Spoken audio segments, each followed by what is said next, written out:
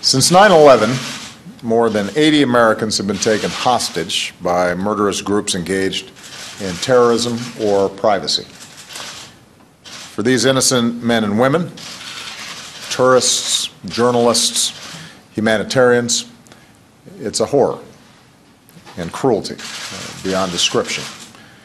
For their families and for their friends, it's an unrelenting nightmare that the rest of us cannot even begin to imagine. As a government, we should always do everything in our power to bring these Americans home safe and to support their families. Dedicated public servants across our government work tirelessly to do so. Our military personnel risked their lives in dangerous missions, such as the operation I authorized last year that attempted to rescue Americans held in Syria and Yemen. And there have been successes, such as the rescue of Captain Richard Phillips, held by Somali pirates, and Jessica Buchanan, rescued from Somalia. Of these more than 80 Americans taken hostage since 9/11, more than half have ultimately come home, some after many years. Tragically, too many others have not. And at this very moment, Americans continue to be held by terrorist groups or detained unjustly by foreign governments. For them, the nightmare goes on, and so does our work day and night to reunite them with their loved ones. As I've said before, the terrorist threat is evolving. The world's been appalled by ISIL's barbaric murder of innocent hostages, including Americans. Moreover, the families of hostages have told us, and they've told me directly, about their frequent frustrations in dealing with their own government.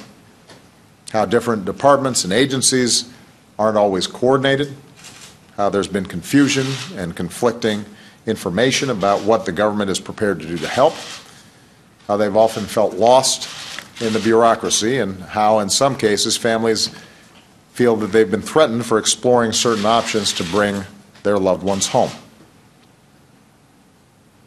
That's totally unacceptable.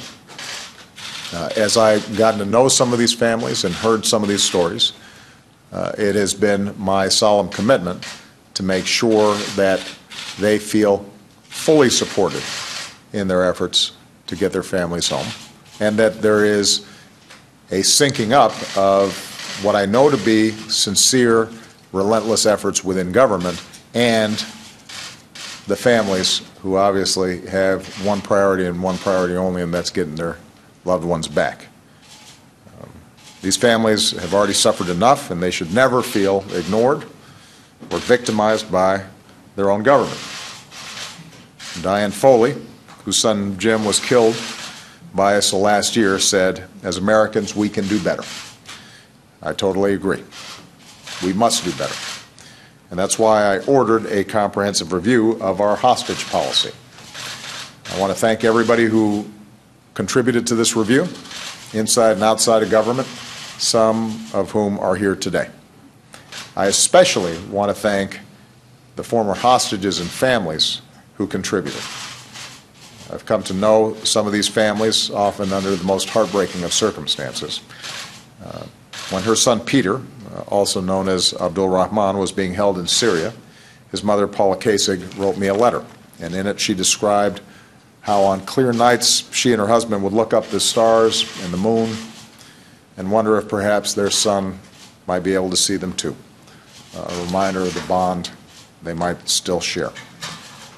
I've called these families to offer our condolences after they've received gut-wrenching news no parents ever want to hear. I've visited with them. I've hugged them. I've grieved with them. I just spent time with some of the families as well as some former hostages here at the White House.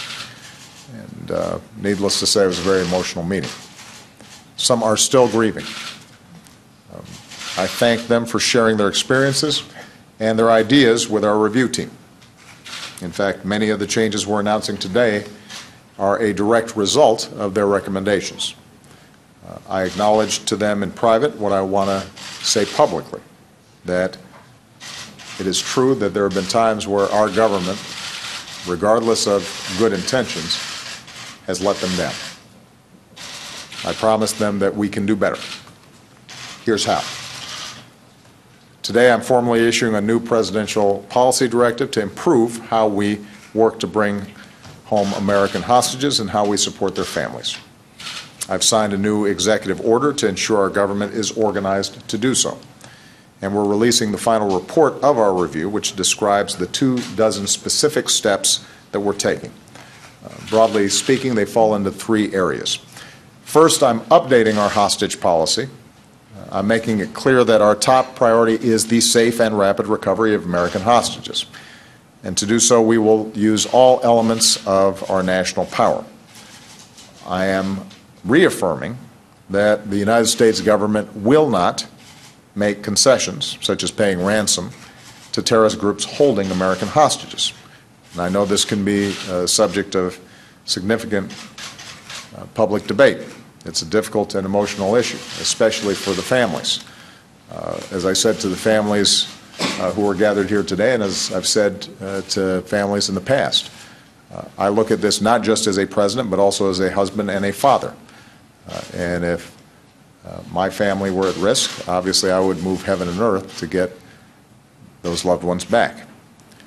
As president, I also have to consider our larger national security. I firmly believe that the United States government paying ransom to terrorists risks endangering more Americans and funding the very terrorism that we're trying to stop. And so I firmly believe that our policy ultimately puts fewer Americans at risk.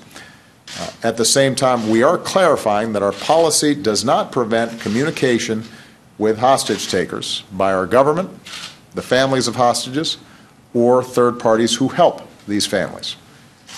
And when appropriate, our government may assist these families and private efforts in those communications, in part to ensure the safety of family members and to make sure that they're not defrauded. So my message to these families were simple. We're not going to abandon you. We will stand by you. Second, we're making changes to ensure that our government is better organized around this mission. Every department that is involved in our national security apparatus cares deeply about these hostages, prioritizes them, and works really hard. But they're not always as well coordinated as they need to be. Under the National Security Council here at the White House, we're setting up a new hostage response group comprised of senior officials from across our government who will be responsible for ensuring that our hostage policies are consistent and coordinated and implemented rapidly and effectively. And they will be accountable at the highest levels. They'll be accountable to me. Soon I'll be designating as well a senior diplomat as my special presidential envoy for hostage affairs, who will be focused solely on leading our diplomatic efforts with other countries to bring our people home. At the operational level, we're creating for the first time one central hub where experts from across the government will work together side by side as one coordinated team to find American hostages and bring them home safely. In fact, this fusion cell located at the FBI is already up and running. And we're designating a new official in the intelligence community to be responsible for coordinating the collection, analysis, and rapid dissemination of intelligence related to American hostages so we can act on that intelligence quickly. Third, and running through all these efforts, we are fundamentally changing how our government works with families of hostages. Many of the families told us that they at times felt like an afterthought or a distraction, that too often the law enforcement or military and intelligence officials they were interacting with were begrudging in giving them information.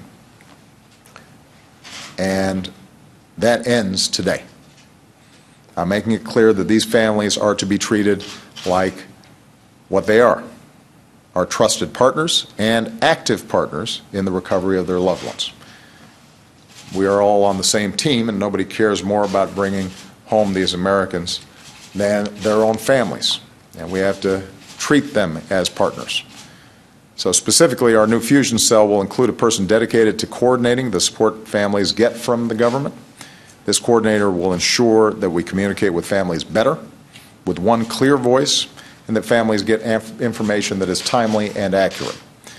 Working with the intelligence community, we will be sharing more intelligence with families, and this coordinator will be the family's voice within government, making sure that when decisions are made about their loved ones, their concerns are front and center. Everyone who deals with these families on a regular basis will be given additional training to ensure families are treated with the dignity and compassion that they deserve.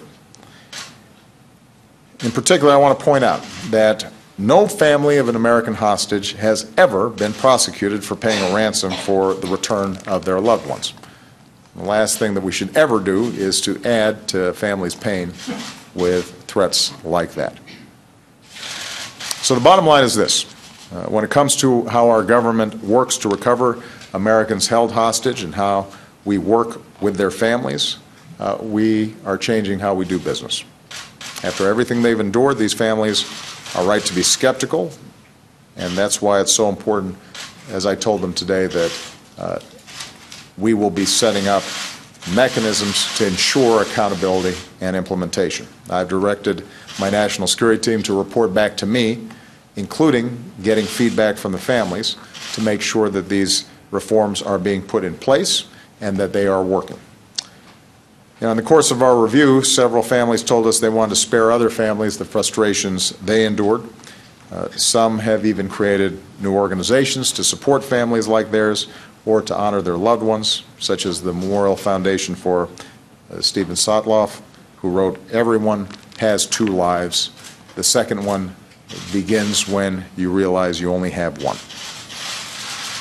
As a government and as a nation, we can learn from the example and the strength of their lives. The kind of strength we've seen in all these held hostages, including Kayla Mueller.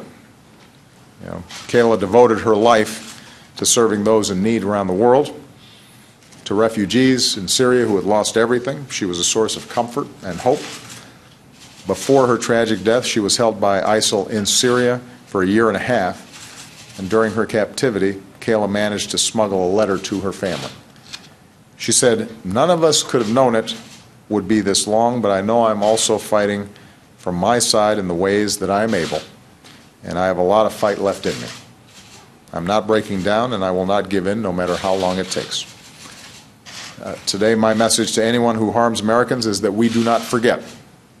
Our reach is long. Justice will be done.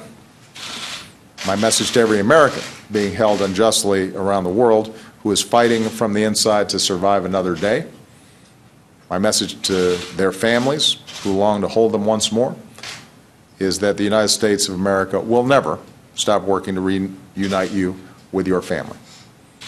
We will not give up, no matter how long it takes. Thank you very much, everybody. Mr. President,